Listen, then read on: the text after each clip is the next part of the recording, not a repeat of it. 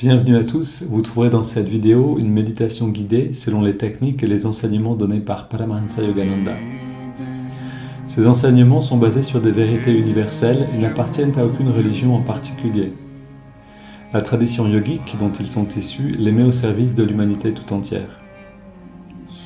Si vous voulez profiter pleinement de cette expérience, prenez le temps de passer par chacune des techniques guidées ici. Elles permettent tout ensemble de mieux goûter à ce que l'on appelle l'état de méditation. Cette vidéo contient également une technique de préparation à la méditation appelée Yogoda, qui sert à la fois à nous recharger en énergie et à développer la perception de celle-ci. Pour apprendre cette technique, ouvrez la liste de lecture « Apprendre Yogoda ». Selon la tradition transmise par Yogananda, un chant précède immédiatement la méditation afin d'orienter nos pensées et nos sentiments vers une fréquence propice. Pour sauter cette introduction la prochaine fois ou pour aller directement au début de la méditation guidée, voyez les repères indiqués dans la description de la vidéo ou dans la barre de lecture. Si vous appréciez le contenu de cette vidéo, vous pouvez nous aider en vous abonnant et en ajoutant un pouce. Ananda francophone vous souhaite une belle méditation.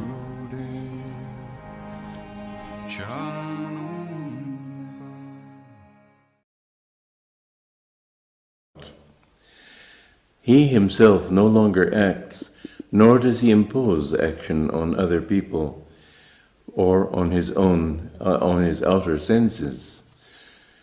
It is not God, the sovereign self, who creates in mankind the consciousness of acting in this world.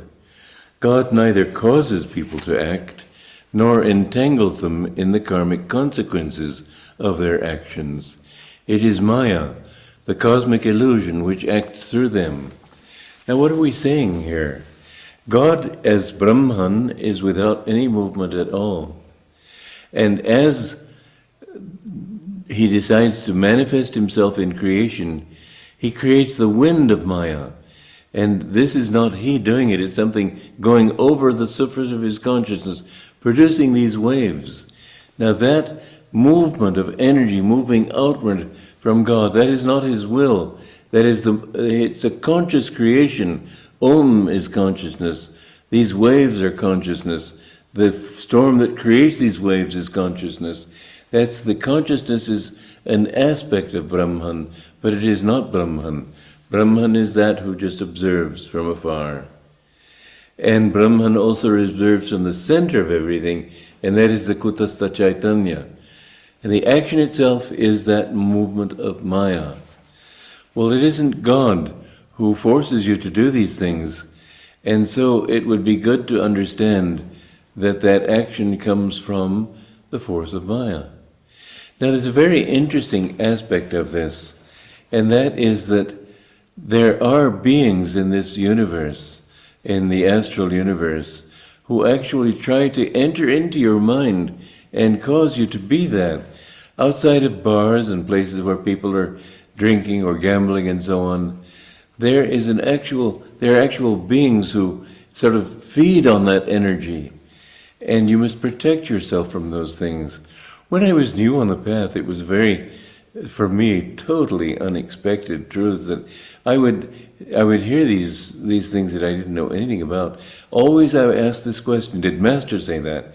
If they didn't say that, because they'd done a lot of reading in a hodgepodge of literature and metaphysical readings and so on. But if Master had said it, then fine. When somebody said that there are beings on the sun even, whose bodies are gaseous, I said, did Master say that? And if in this case they said yes, I said, okay, I accept it. But my pole star was he. If he said it, yes. If he didn't say it, I couldn't accept it. But in this case, there was some very peculiar thing that I'd never even thought of before. In the New Testament, in the Bible, we have several cases where Jesus freed people from a possession. Now, in our modern age, we don't think of possession at all. We think that people do it from themselves. But you know, many murders, many crimes, many things that people do that are wrong are actually cases of possession. Their wills are weak, and in that weak will, the astral entity can come in. This is why when Master talked of going into the thoughtless state, Teresa Avila of Avila said that on the fourth state of meditation, of prayer, you reach the point where your mind is held firm, you can't think. Well, this is not the state that I'm talking about. It's not a passive state. It's very, very positive. The cup is turned up toward the infinite. It's receiving, but it's receiving on such a level that there are no more restless thoughts. There's just perception.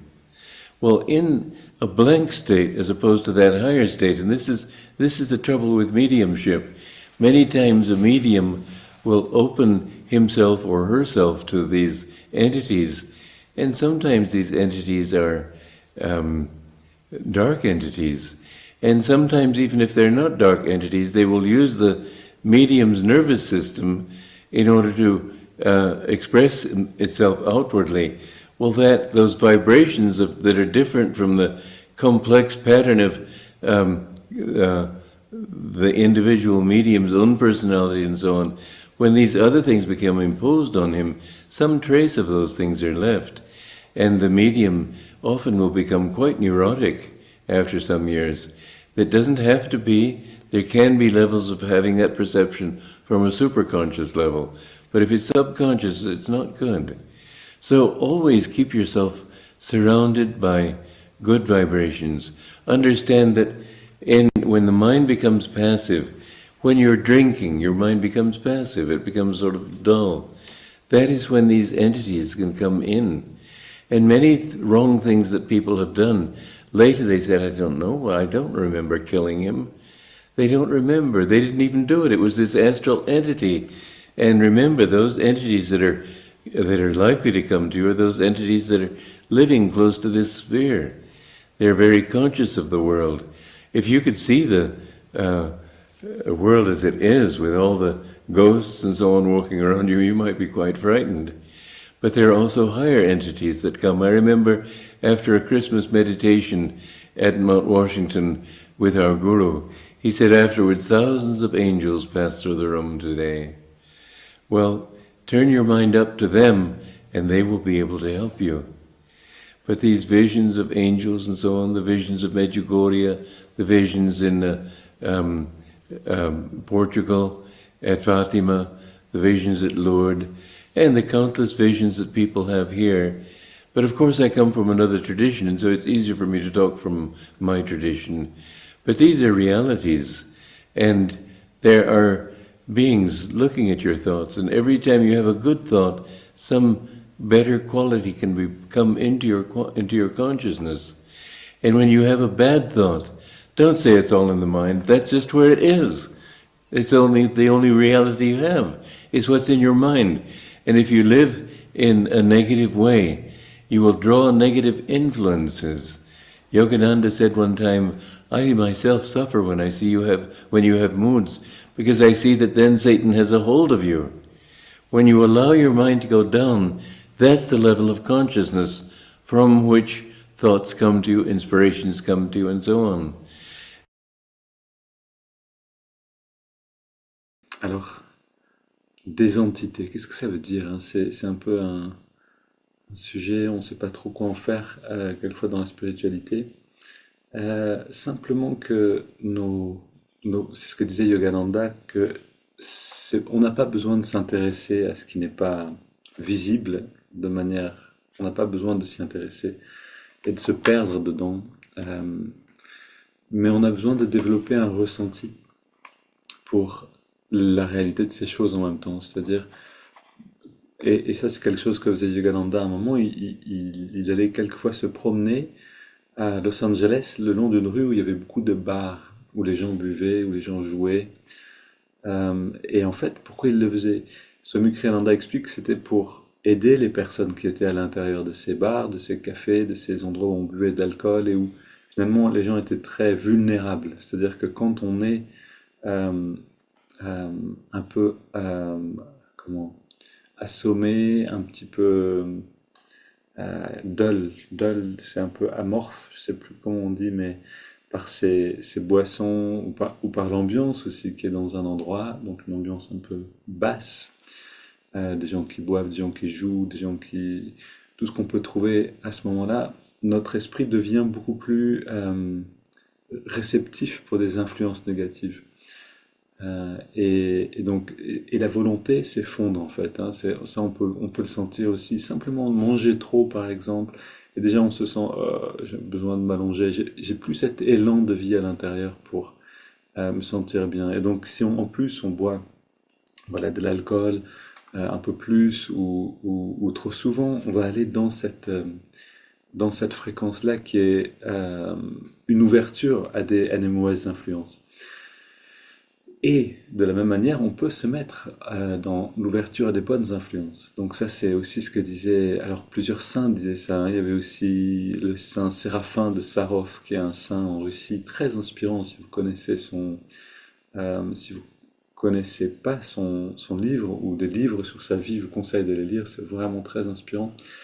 Et donc saint Séraphin, à certains moments dans les liturgies, donc il restait en extase et après il racontait qu'il avait vu beaucoup, enfin il racontait d'ailleurs que si vraiment on lui demandait et qu'on lui demandait encore, parce que sinon il gardait ça pour lui, mais qu'il avait vu de nombreux êtres lumineux traverser l'endroit. C'est ce que disait aussi Yogananda à la fin d'une grande méditation de Noël. Donc la méditation de Noël, on reste 8 heures à méditer, c'est vraiment intense. Yogananda avait dit à la fin d'une méditation, j'ai vu beaucoup d'anges aujourd'hui traverser cette pièce. Et donc c'est une réalité, même si on la voit pas, elle est présente. Et donc comment on doit faire pour non pas se perdre dans cette réalité, c'est pas nécessaire de trop s'y intéresser. La séparation des mondes est faite. D'ailleurs, Yogananda dit que le début de la Bible, Dieu créa l'eau, le ciel au-dessus, enfin voilà, la terre, a séparé en fait les dimensions d'existence pour pas qu'on soit mélangé. C'est-à-dire que c'est aussi une des interprétations de ce passage. Le monde physique est là, le monde de la terre, le monde de l'eau, le monde astral plus fluide est là aussi, mais ils sont séparés. Et le monde du ciel, le monde causal est encore ailleurs. Et donc nous, on est dans cette existence physique, mais on a besoin, tout en vivant ici, de commencer à sentir ces choses euh, pour les intégrer dans notre vie consciente et dans ce monde matériel. Donc une manière très simple d'amener des bonnes influences, c'est par exemple d'avoir des images, comme j'en ai ici, de maîtres ou de personnes qui nous inspirent spirituellement. Ça, c'est quelque chose qu'on trouve dans la tradition orthodoxe. Éviter d'avoir euh, des affiches de personnes ou euh, d'énergie, en fait, de représentation de choses sur les murs qui n'élèvent pas la conscience, parce que ça attire simplement d'autres choses à l'intérieur de nous. On le voit constamment, ça reste un petit peu constamment avec nous dans le subconscient, et ça peut aider, voilà, c'est comme des portes, en fait, pour des énergies moins bonnes, on pourrait dire. Mais oui, je m'attendais pas à ce que Swami Kriyananda parle de ça dans cette vidéo, je pensais vous parler d'autre chose, mais c'est vraiment intéressant aussi. Et il y a plusieurs manières comme ça d'inviter en fait, hein. On peut dire vraiment des anges, c'est-à-dire des êtres lumineux à rentrer dans l'existence de notre vie de tous les jours, à rentrer dans notre maison, à nous accompagner dans la méditation. Quand on est dans une pratique spirituelle et qu'on commence à penser qu'on a des soucis par exemple, ces soucis-là, ou ces peurs, ou ces anxiétés sont des portes, comme d'ouverture, pour, pour plus de soucis et plus de... Voilà, ces êtres qui sont, on pourrait dire, du bas astral. Mais si on a dans notre méditation, on a des images qui nous inspirent, on a un autel, on a une petite bougie, tout ça c'est quelque chose qui invite en fait les êtres lumineux à faire part de notre pratique, à nous aider dans cette pratique-là. Oui, et je vous parlerai voilà, de ce dont je voulais vous parler, ce que je voulais vous partager une autre fois. Allons maintenant dans la pratique justement, et vous voyez ici encore une fois l'importance de la pratique. C'est-à-dire que quand on est, c'est ce que nous dit Yogananda, une absence de volonté, une volonté faible, c'est une invitation pour ces mauvaises ondes, pour ces mauvais êtres finalement, à venir planter des pensées, enfin comment dire, arroser les mauvaises tendances en nous et prendre finalement le contrôle de nous par le biais du système nerveux. Intéressant aussi de voir de cette manière.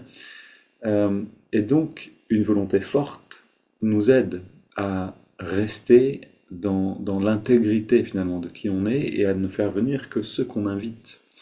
Une volonté faible, c'est une porte ouverte à n'importe quoi, et une volonté forte, c'est de pouvoir ouvrir quand on veut et fermer quand on veut, inviter les bonnes choses. Donc, ce qu'on fait ici avec Yogoda, c'est aussi renforcer cette volonté pour choisir qui rentre dans la maison. Esprit infini, recharge notre corps avec ton énergie cosmique, notre mental avec ta concentration et ta détermination, notre esprit avec ta sagesse et notre âme avec ta joie toujours nouvelle. Éternelle jeunesse du corps et de l'esprit, demeure en nous pour toujours. Cette prière, de même, c'est une manière de se tourner vers la lumière. On a les bras tendus vers l'avant, jambes légèrement pliées, inspire, on contracte tous les muscles. Et on relâche, et on sent l'accroissement de la force de volonté par le biais de ces contractions détendues.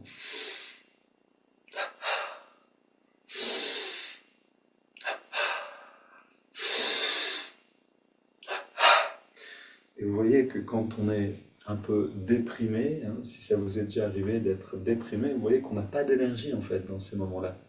Ici, on s'occupe des mollets. Le fait de ne pas avoir d'énergie est complètement lié à cet état de dépression, en fait, d'ouverture aux influences négatives. On ne verra pas quelqu'un qui est déprimé, qui saute dans tous les sens, qui va faire un jogging, qui fait de la natation, ça n'existe pas. La dépression, ce n'est pas une absence de bonheur, mais une absence d'énergie, une absence de volonté en fait. L'enthousiasme, je commence à mélanger les choses. Donc le pied gauche légèrement devant, je me concentre, avant-bras et mollet gauche. On inspire, on contracte en serrant le poing et on relâche. La cuisse, le biceps, ouvert et on relâche. On alterne, donc avant-bras, mollet et on relâche. Cuisse, biceps. Encore une.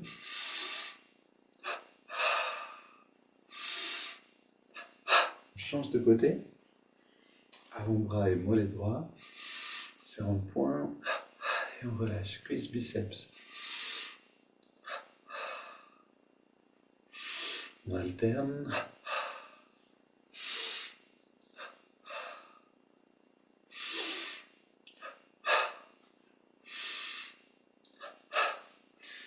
Et les deux côtés ensemble.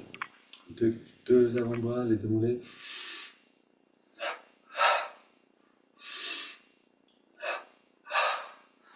Ok, on continue d'alterner entre les avant-bras, les mollets et les cuisses et les biceps.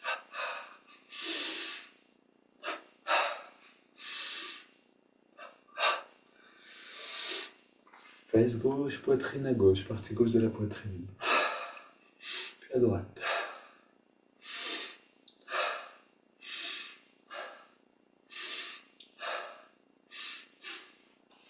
Le bas du dos, à gauche et à droite. Vous voyez cette expérience des influences, ça on l'a vécu hier. Avec Alba, on allait manger dans un petit restaurant, dans un joli village. Et c'était bon, mais c'était lourd en même temps. C'est-à-dire qu'il y avait aussi un petit peu une lourdeur dans l'ambiance de l'endroit. On est revenu chez nous et on sentait une fatigue, une absence de dynamisme. Et bon, on a accepté ça, mais en pratiquant Yogoda, c'est-à-dire ce qu'on est en train de faire maintenant, hop, tout est revenu. C'est quelque chose aussi qui est pratique, on peut l'utiliser de cette manière. Ok, je parle plus d'autres choses, mais vous connaissez les mouvements. Vous vous rappelez que pour apprendre, c'est mieux de passer par les vidéos qui montrent les mouvements que de faire ça maintenant. On contracte le cou, à gauche et à droite.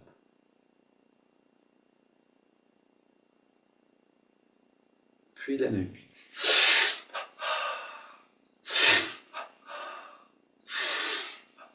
On contracte le cou avec des petits cercles dans les deux sens, puis détendu, grand cercle. Les poings fermés, bras tendus vers le sol.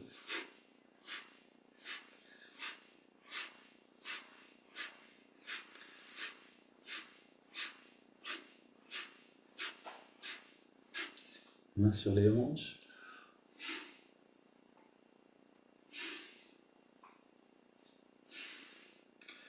Dans les deux sens.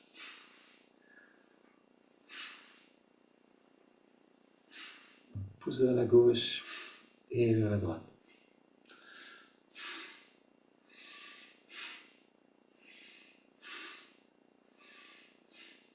Puis les pouces sur les vertèbres.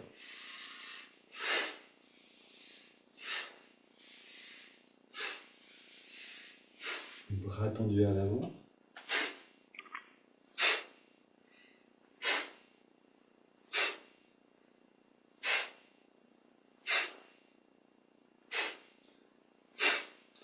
Puis on tapote sur la tête. Donc tous ces mouvements, toutes ces contractions détente, cette recharge en énergie porte bien son nom justement. Quand le seuil d'enthousiasme descend trop bas, utilisez ces contractions détente pour retrouver de l'enthousiasme, retrouver un bien-être à l'intérieur. Vous avez mangé un peu trop, vous êtes un peu assommé par la digestion. Peut-être qu'au lieu de prendre un café, vous pouvez essayer ce genre de choses, de vraiment faire rentrer de l'énergie à l'intérieur, de retrouver de l'élan. Ici, on ouvre dans la nuque et on fait venir, on inspire l'énergie. Comme si on buvait de l'énergie. Encore une fois.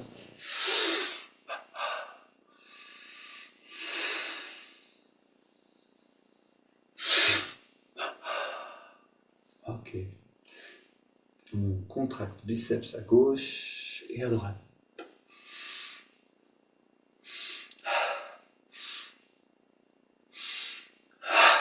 On relâche les bras. Et on contracte tous les muscles. Encore une fois. Et notre force de volonté, on peut voir dans la capacité à contracter fort un muscle, augmente chaque jour. Si vous pratiquez bien, vous allez voir que ça augmente. On contracte le pied gauche et on relâche. Le pied droit et on relâche. Mollet gauche, on relâche. Mollet droit. Cuisse gauche, cuisse droite. Fesse gauche et fesse droite. Bas du ventre et on relâche. Haut du ventre, avant-bras gauche, avant-bras droit. Biceps à gauche et à droite. Poitrine, chaque côté. Le cou, chaque direction. Puis le pied gauche, et on garde le pied gauche contracté. On ajoute le pied droit. On ajoute le mollet gauche et le mollet droit. Cuisse gauche, cuisse droite. Fesse gauche, fesse droite. Bas du ventre, haut du ventre. Avant-bras gauche et droit. Les biceps, la poitrine tout entière. Double inspire. Le cou et tous les muscles au maximum. On relâche le cou, la poitrine, droite et gauche, épaules, biceps, droit et gauche, avant-bras droit et gauche, haut du ventre, bas du ventre, fesse droite, fesse gauche, les cuisses, les mollets et les pieds. Une double inspire, contracte tout au maximum. Et on relâche bien. Encore une fois. Une dernière. Maintenant, on garde les yeux fermés, on reste très détendu. Et on inspire lentement par les narines. On garde l'air dedans. Poumon plein, on se détend bien. Et on expire par la bouche. Et là, donc, on fait l'expérience du bien-être. Quelques instants détendus.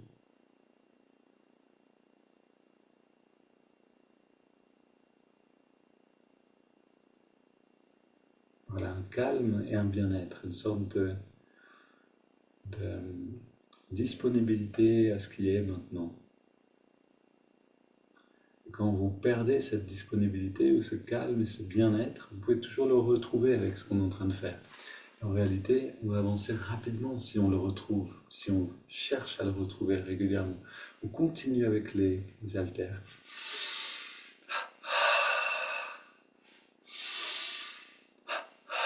Le chemin spirituel, c'est apprendre à vivre là où on veut.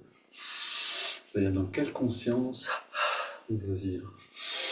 Est-ce qu'on est pris par des Est-ce qu'on est sceptique un petit peu toute la journée? On a des pensées critiques? Ou est-ce qu'on a des pensées de gratitude, de l'inspiration, de l'acceptation? Donc, avancer spirituellement, c'est apprendre à devenir capable de décider quelles sont les pensées, quelles sont on pourrait dire, les entités lumineuses qui nous aident. Voilà, petit cercle dans les deux sens, puis vers l'avant.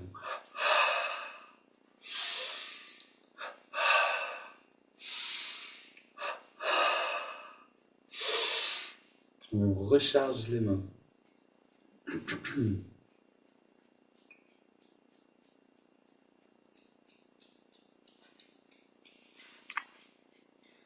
Puis, grand mouvement des bras.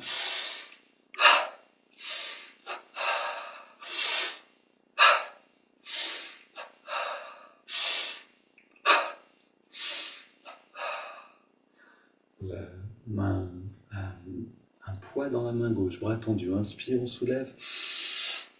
Expire, on relâche avec l'intensité musculaire.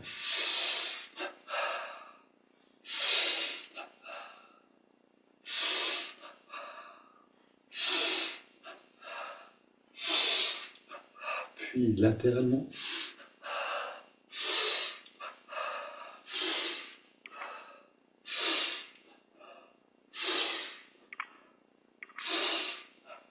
Puis on marche sur place. Et on va chercher, et on apprend à chaque fois qu'on le fait, chaque jour, à ce moment-là, on va chercher un sourire à l'intérieur, on va chercher une petite joie naturelle, quelque chose qu'on a vécu, qui nous a réjouis. Je suis positif, énergique et enthousiaste. Je suis positif, énergique et enthousiaste. Vous pouvez répéter cette affirmation, on court sur place.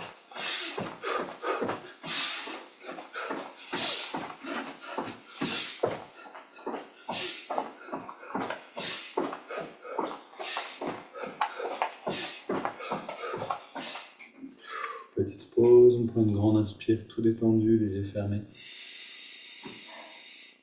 Expire lentement. Et on sent à nouveau l'énergie qui est en mouvement à l'intérieur. Plus l'énergie est fluide et circule en nous, et mieux on va se sentir.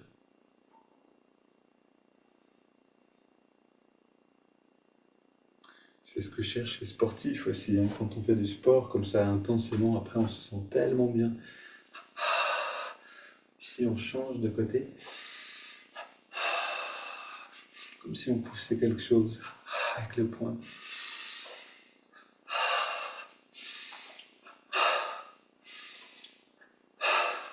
On soulève derrière.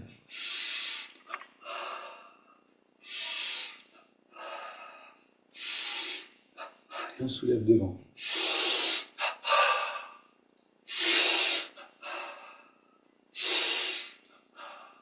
Une grande inspire. Expire, on vide les poumons, on reste poumon vide. On fait rentrer le ventre. Inspire, expire. Poumon vide à nouveau. On fait rentrer et sortir.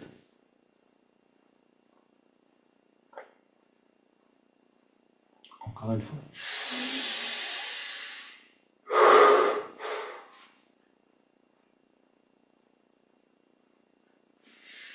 Et on se redresse. On termine avec les premiers mouvements.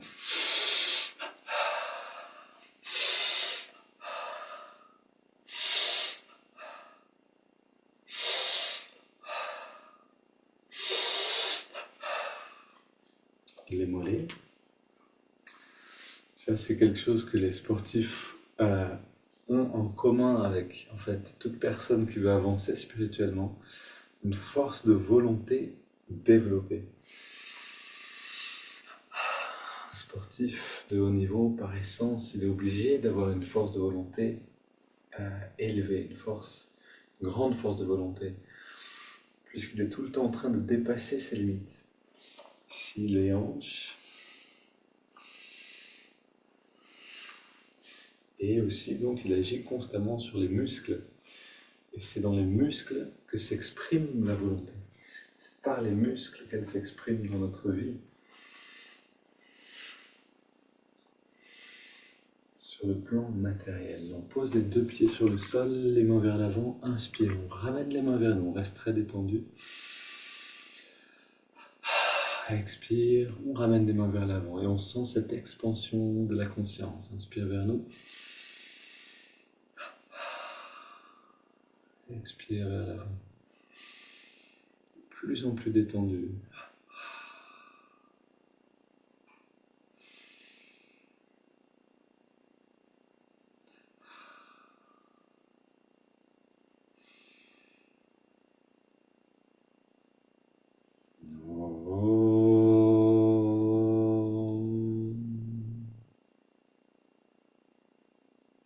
On relâche les bras le long du corps.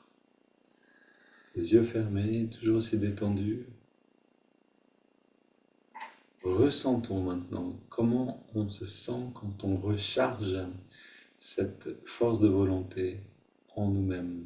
Quand on recharge le corps en énergie, le mental avec de l'enthousiasme, de la concentration.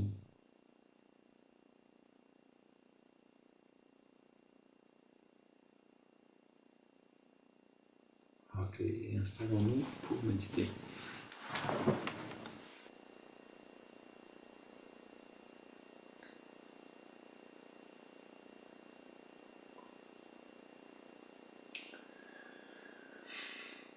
Donc on parle aujourd'hui de ces bonnes influences, de ces êtres lumineux qui viennent enrichir notre vie, qui nous aident à avancer dans la bonne direction. De la même manière qu'il y a des êtres négatifs qui nous font perdre notre chemin, on a ces êtres lumineux. Donc, utiliser un chant, comme on va le faire maintenant, c'est une manière très très directe de les inviter. Ce chant qui est un ensemble de mantras littéralement en sanskrit, une langue particulière qui invite à cette lumière en nous-mêmes. Allons dans la poitrine, ressentons un instant cet espace du cœur.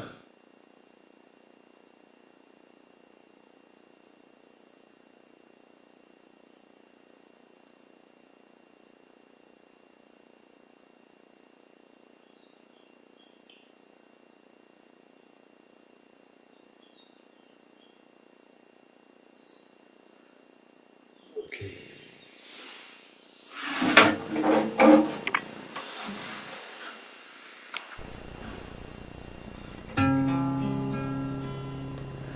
Tvameva Mata, Tvameva, Tvameva Bandhu Chasaka, Tvameva Vidyan, Dravinam Tvameva, Tvameva Sarvam, Mama Deva Deva.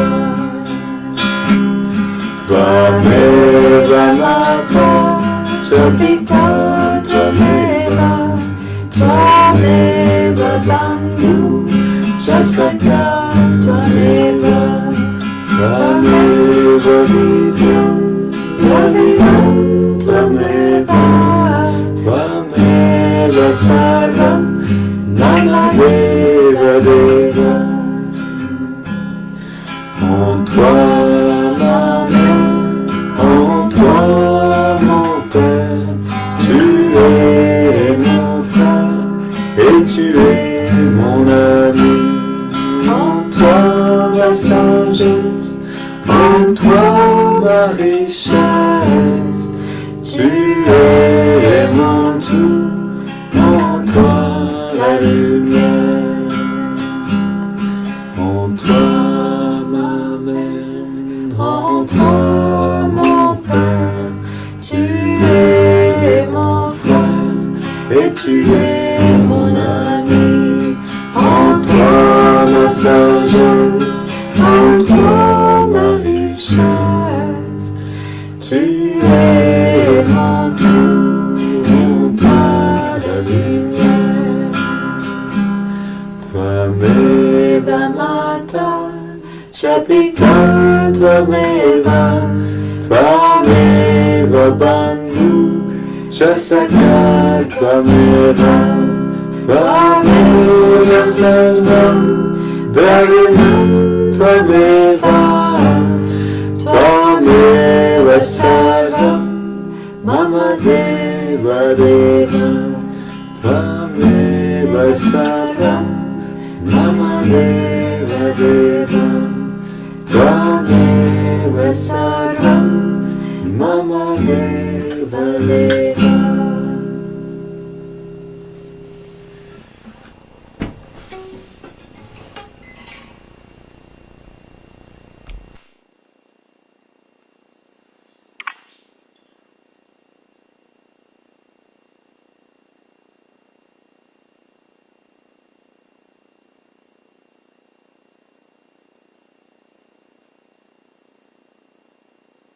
Voilà, prenons le temps de sentir. Est-ce que vraiment ça existe ça? Est-ce qu'on peut en faire l'expérience de l'intérieur?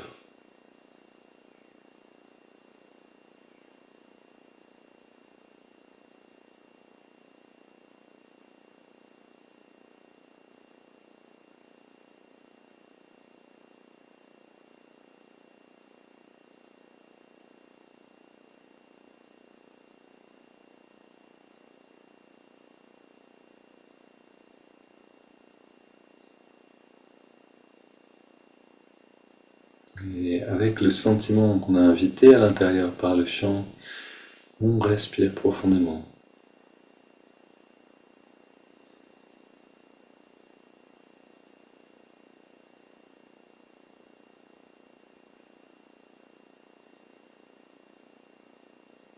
La prochaine inspire, on entrelace les doigts au niveau de la poitrine.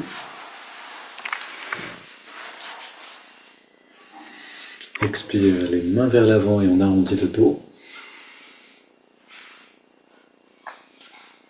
Inspire, on étire vers le ciel. Expire, on se penche vers la gauche.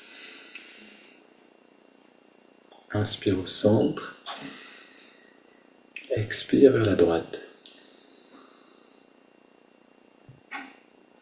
Inspire au centre à nouveau. Puis on se tourne vers la gauche. On pose les mains, on soutient cette rotation, on va le plus loin possible et on respire profondément.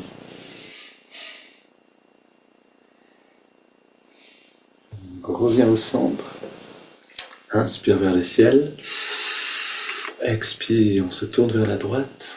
On pose les mains.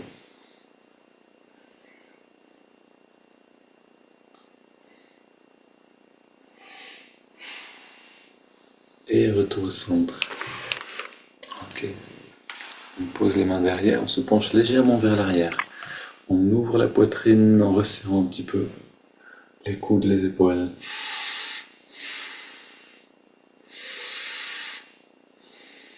Et on revient au centre. On pose les mains sur les cuisses, paumes vers le ciel, redressé, détendu.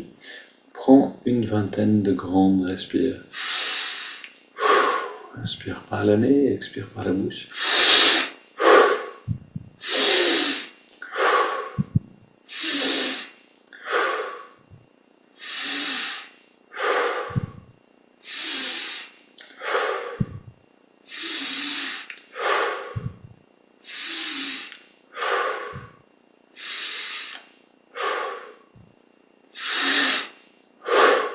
On augmente l'amplitude des respires.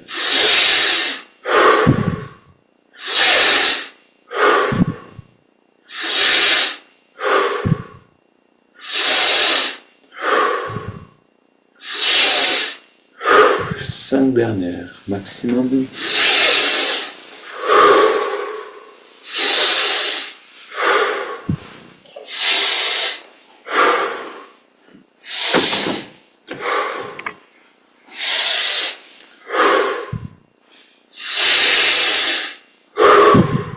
Une dernière.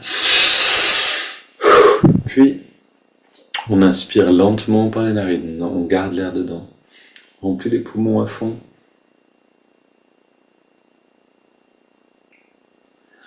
On retient le souffle. On détend tous les muscles. Encore un peu plus. Puis on expire par la bouche en laissant l'air sortir. Et on arrête simplement de respirer. On ressent tout ce qui émerge à l'intérieur.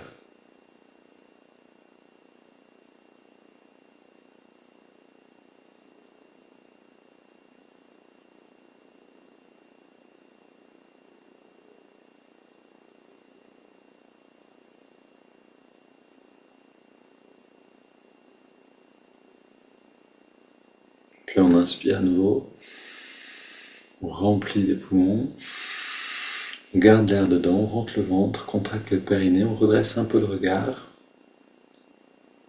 on relâche tout et on expire.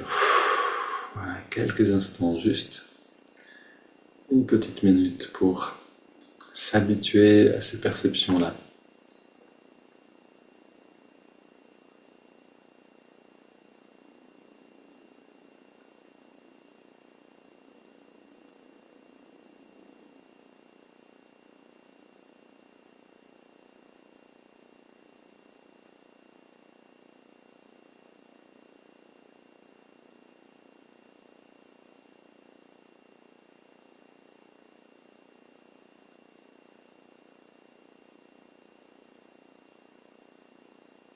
Et on sent déjà cet état de détente et de bien-être.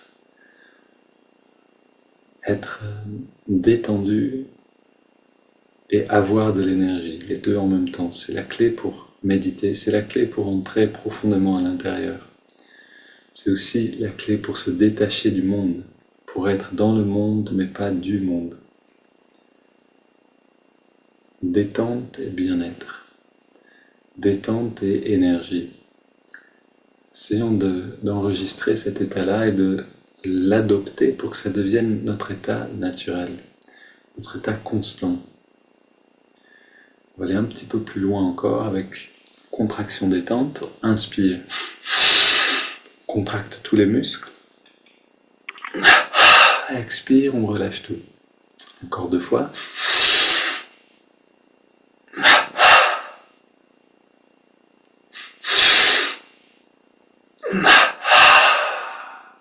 Puis on reste très détendu.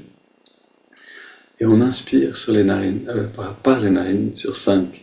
Donc inspire maintenant, en ressentant l'énergie remonter le long de la colonne. C'est parti.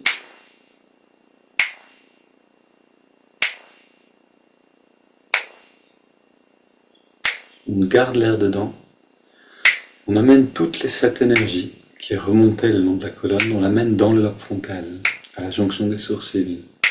Et puis on expire. Et on sent ce rayonnement de lumière qui part de l'œil spirituel, comme un bien-être qui se répand à travers nous. Inspire à nouveau.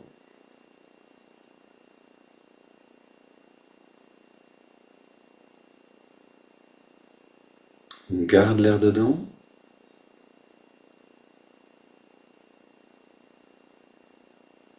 Expire.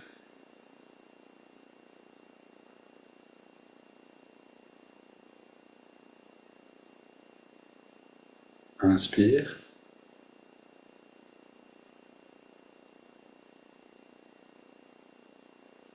On retient.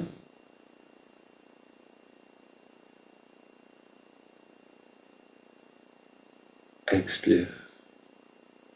On est en train de se servir du contrôle du souffle pour retirer l'essence du monde, retirer l'énergie. Inspire encore une fois.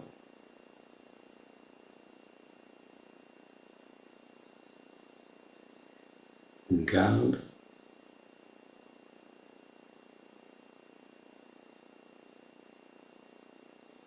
Expire.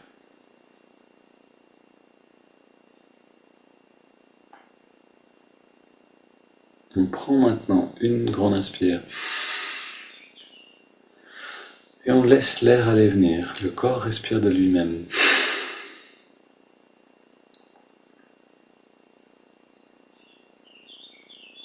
On a rassemblé l'énergie vers le centre, dans la colonne, puis on l'a élevée vers l'œil spirituel.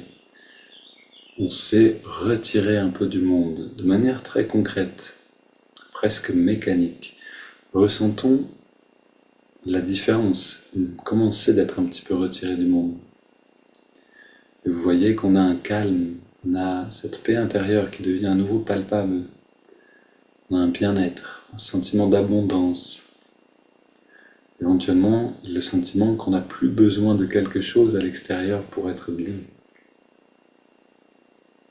De cette manière, le renoncement n'est pas un processus où on doit souffrir de privation, mais on renonce au plaisir des sens parce que le plaisir de l'être est bien supérieur au plaisir des sens. C'est pour cette raison que Swami Kriyananda a créé un nouvel ordre de renoncement, un renoncement qui correspond au nouvel âge, à l'âge de l'énergie. Renoncer non pas parce que, ou dans le processus de se priver de quelque chose, mais dans l'abondance de ce qu'on trouve à l'intérieur. Continuons de jouir du monde, des plaisirs des sens, mais en recherchant la plus grande abondance qui est à l'intérieur. Et ce renoncement va se faire tout seul. Ce détachement qui fait qu'on va être dans le monde, mais non pas du monde.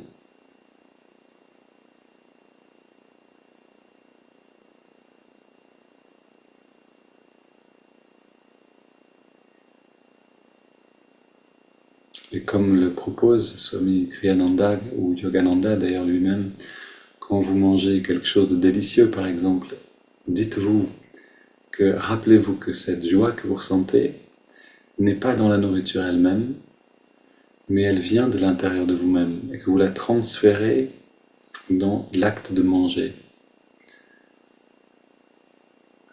cette manière, on se rappelle l'origine de tout de toute l'expérience, de tous les plaisirs, de toutes les satisfactions extérieures. On se rappelle que l'origine est à l'intérieur. Si on pratique ça régulièrement, l'expérience elle-même devient différente. On profite plus des plaisirs des sens, mais on en est en même temps plus détaché.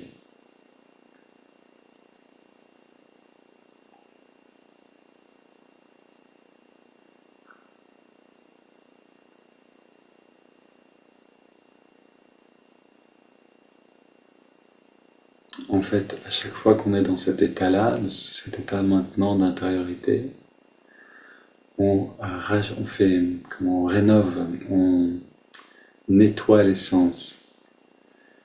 Vous pouvez vérifier par vous-même, faites un tour après dans la forêt ou un petit tour dans la nature, et après une méditation, et voyez que vos sens sont dépoussiérés. On voit plus clairement, on sent, on perçoit la beauté, la poésie autour de nous.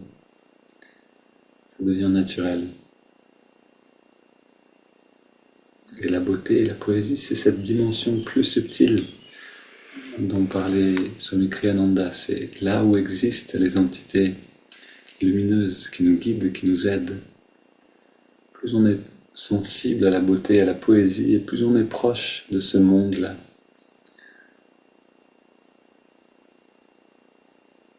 Et à l'inverse, plus on va regarder les infos et nourrir la peur à l'intérieur, et plus on va se rapprocher, je parle des infos parce que c'est souvent des horreurs qu'on nous montre à la télé, on peut aussi regarder des films d'horreur, ça fera la même chose, et plus on va nourrir cette proximité avec le monde négatif, avec les entités négatives.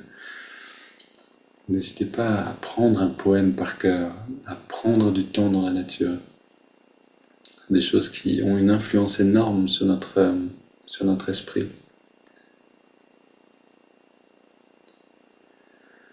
Et maintenant, allons dans l'observation du souffle. On ressent la fraîcheur de l'inspire dans les narines et la tiédeur de l'expire.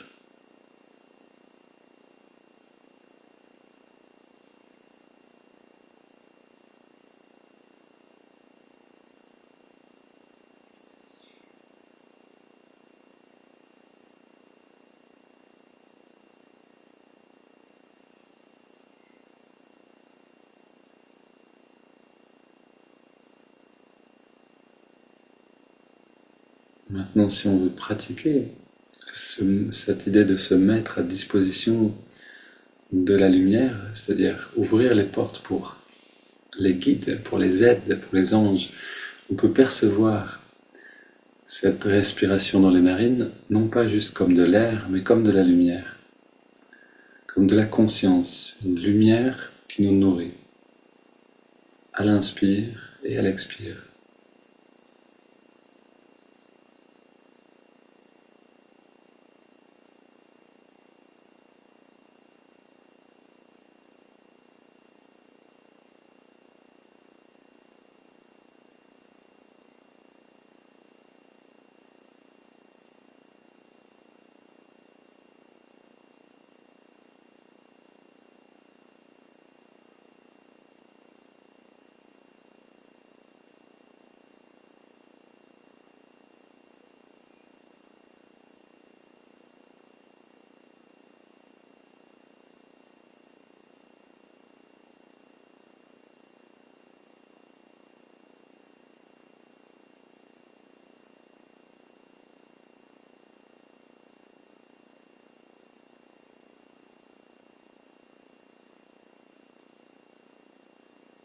On continue d'explorer, de savourer cette sensation du souffle dans les narines et on ajoute le mouvement de l'index de la main droite. À chaque inspiration naturelle, l'index revient un petit peu vers la paume de la main. À chaque expiration, on relâche l'index et en même temps, on relâche toute tension dans le corps. On relâche, détend les muscles.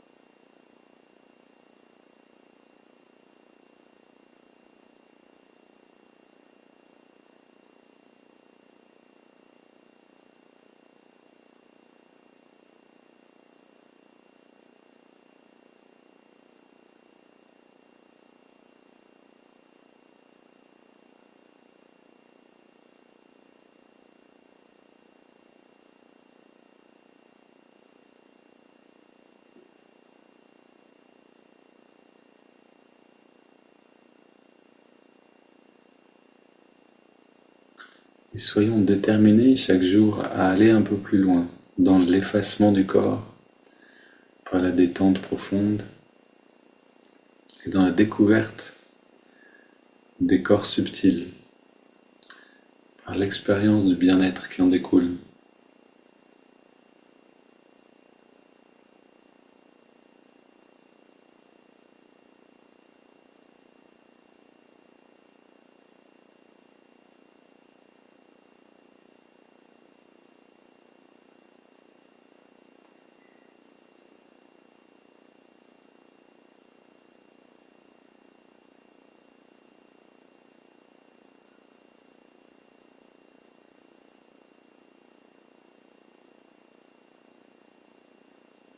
Puis on ajoute le mantra Hong So, Hong qui accompagne l'inspiration naturelle, So l'expiration naturelle.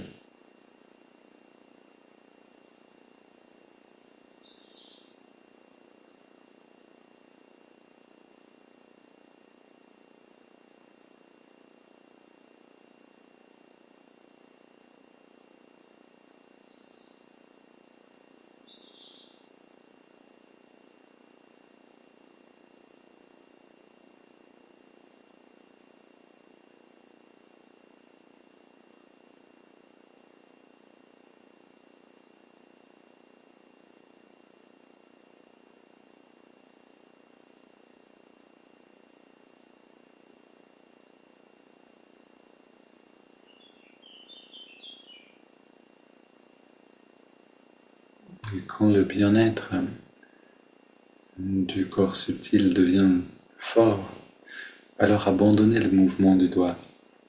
Ce mouvement-là, il est juste pour effacer toute tension dans le corps, pour effacer la perception du corps physique lui-même.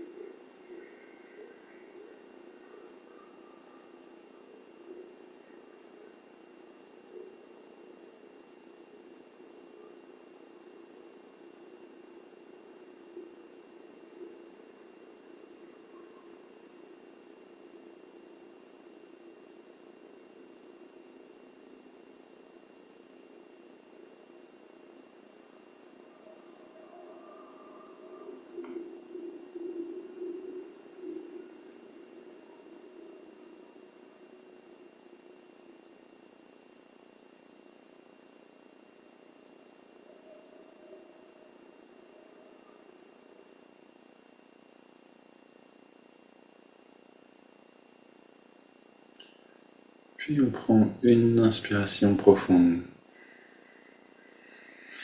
On expire en 3 fois. Et on arrête un instant de respirer.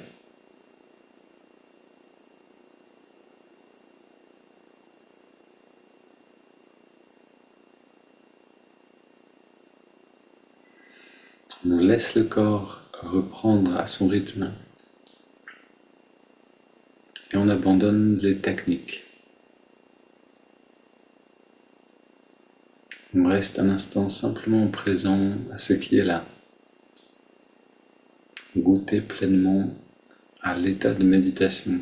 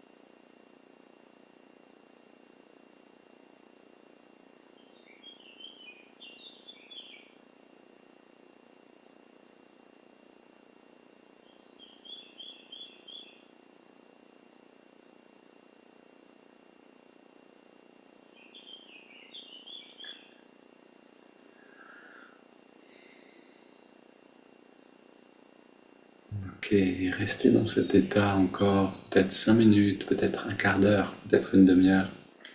Ressentez combien de temps c'est juste. L'esprit maintenant se remplit de cette joie naturelle. Quand l'expérience diminue, alors c'est la fin. Et si vos pensées vous perdent un peu, vous distraient, alors retournez vers l'observation du souffle ou la répétition d'un mantra ou d'une affirmation. Une belle journée à tous, on se retrouve demain.